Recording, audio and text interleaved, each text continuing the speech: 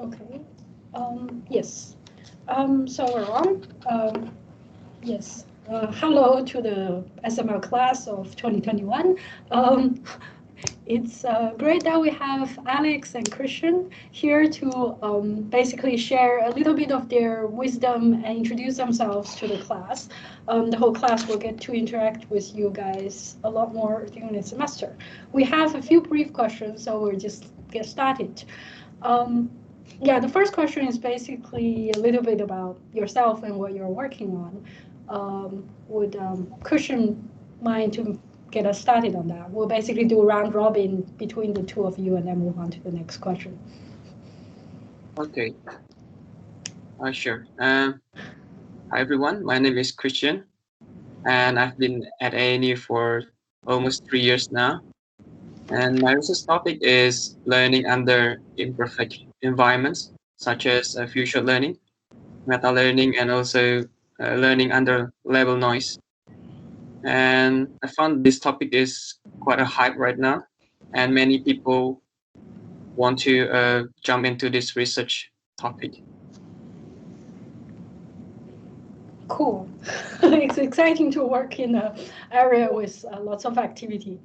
On the other hand, there's lots of pressure to produce as well. Yes, yeah, that's right. What about you, Alex? Hi, I'm Alex. So I've completed my undergraduate a year ago at ANU, and I'll be starting a PhD in about a month. So I guess what I'm hopefully going to be working on in my PhD is questions regarding fairness and machine learning. So in particular, I'm interested in how to debias algorithms or debias data sets themselves. And I will also hopefully be looking at this from a information geometric point of view, which is essentially trying to bring geometric intuition to these topics in machine learning. Yeah, thanks, Alex. Fairness is a timely topic, right? And information geometry is cool, but it's a topic that we don't have time and space to cover in a class like this because we're doing an intro to statistical machine learning class. Okay, great, thanks. So our next question is, well, both of you have been working in machine learning for a number of years. What's your one favorite model? And can you tell people a little bit about it? Yeah, Christian, would you want to go again?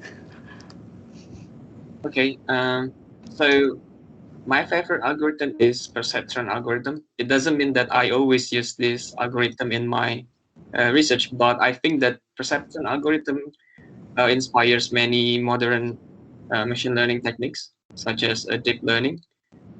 Yes, so I think that that's my favorite one. And if we really want to like extend the area of this like neural network stuff, I think we need to somehow learn the history of perceptron. Cool, thank you. Yeah, it's a beautiful algorithm with a long history, and we'll certainly see more of it throughout the semester. Alex, what about you? So I guess my favorite algorithm, I don't think it's actually seen in this course. It's probably AdaBoost, which is, I guess, one of the first boosting algorithms in the boosting or ensemble family. And essentially the idea here is that it gives us a way or a methodology and framework which allows us to bring a learning algorithm which only gives you slightly accurate, so classifiers which are better than coin flips, and you're actually able to boost that up or extrapolate it up into a classifier with arbitrary accuracy.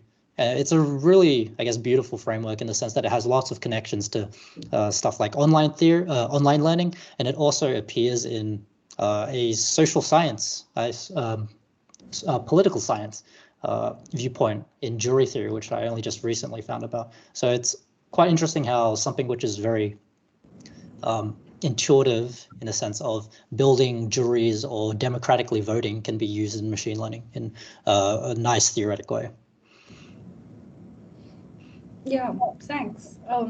Yeah, AWS is beautiful in that, yeah, a collection of just slightly better than random learners can perform really well when they act together.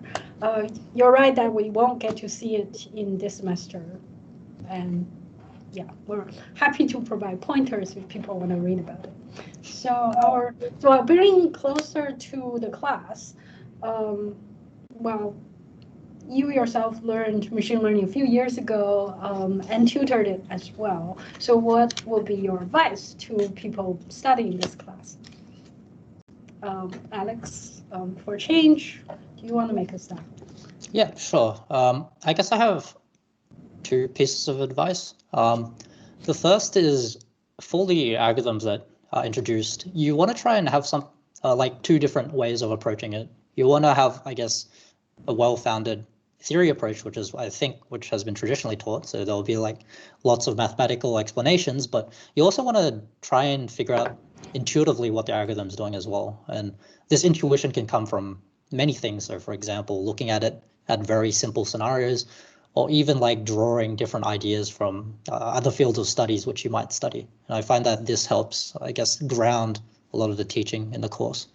And another one, which is probably less specific for this course, but I think is particularly useful for courses like these, is to try and teach the ideas which are taught in the course. So when I did this course myself, I think about 2 to 3 years ago now, I would try and explain the different concepts to other classmates, which I was close with while doing this course, and trying to, I guess, explain it in an intuitive manner or in a way which kind of like drills down to the major point quickly. Yeah, thanks. Teaching is something is the best way to learn it, as we will all practice again this semester. Christian, yeah, your wisdom? Okay. Yeah, I think so many people try to understand the maths behind machine learning and also the programming. And I think both of them are essential in machine learning. And especially if you go from theory of machine learning to the practice, I think there's a gap, and sometimes you need to fine tune some hyperparameters to get it work. And I think that's essential and a good advice for students to find a good hyperparameters other than just doing this theory. Yeah, thank you. Yes, there is a gap where people are expected to bridge, and hopefully the lecture will cover most of the math part, and then the weekly tutorial will help people like make a head start from like basically a theory to how you implement in code and analyzing the results. And what Alex raised about building intuitions is very important. In fact, every machine learning researcher should know how to make synthetic data sets. Some of our assignments are designed to help you with that. For example, assignment 1, as people will see. Thank you so much. So zooming out to like machine learning practice beyond the scope of the class, what's in your mind one common misconception of machine learning these days? Yes, Alex again. Sure. I guess maybe one gripe I have with, I guess, common misconceptions in machine learning. I had like not really heated, but I had a brief, I guess, Reddit post encounter, is actually to do with how, I guess, lots of people think of the threat of AI or threat of machine learning in society, and they think about it as like a very existential threat in terms of, you know, all the science fiction and all these other ideas and popularized notions. But I think thinking of the problems of AI in that way is kind of dangerous and missing the point, because there's a lot of problems to do with, I guess, fairness, privacy, and ethical concerns, which you don't have to like use these very extreme or straw man arguments. So I guess, for example, just like the simple question of how can we like safely deploy our algorithms in real world scenarios, that really hasn't been solved in, I guess, in a very satisfying way.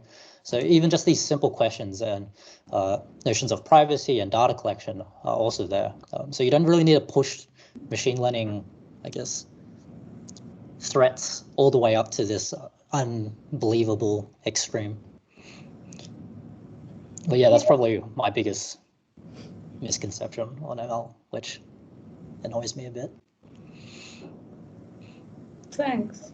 Yeah, that's very sobering. Yeah. Maybe a bit too morbid. Oh, and it's very timely as well. And barring I guess it's not, yeah, to some extent, the like framing machine learning and AI as existential threat, it does not only exist in Reddit, which is like prone to some of the internet dynamics problems, but also in the news media to the extent.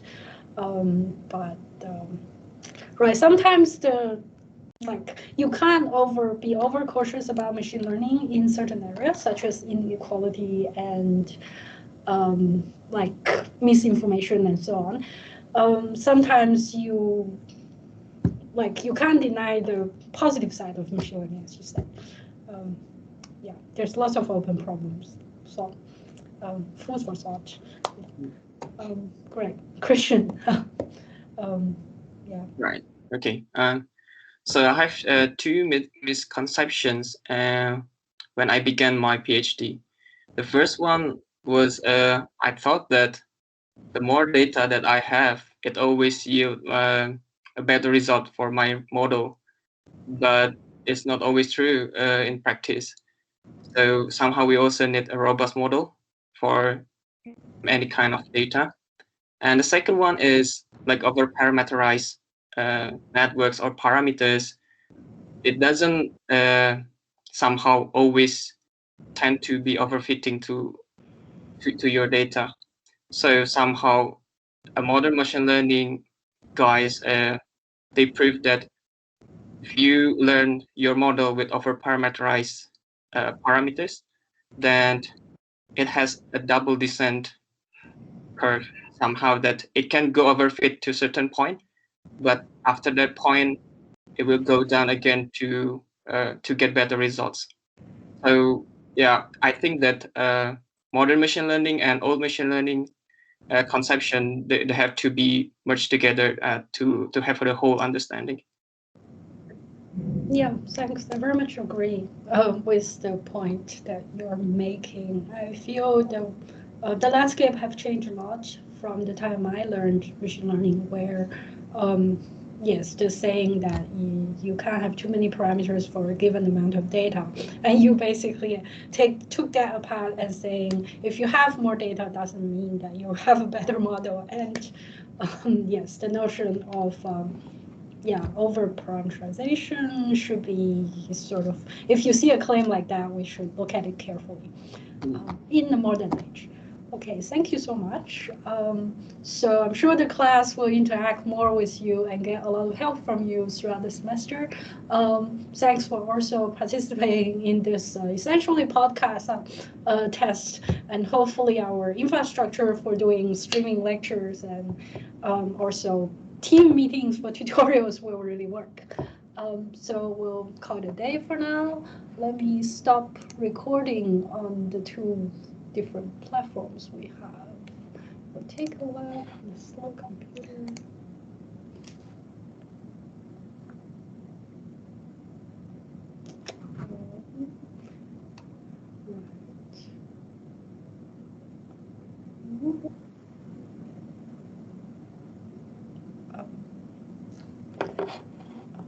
Yes, I confirm that that's the end of recording. I don't know why. Yeah. It still says Teams is recording. It asked me to confirm. Yes, now I have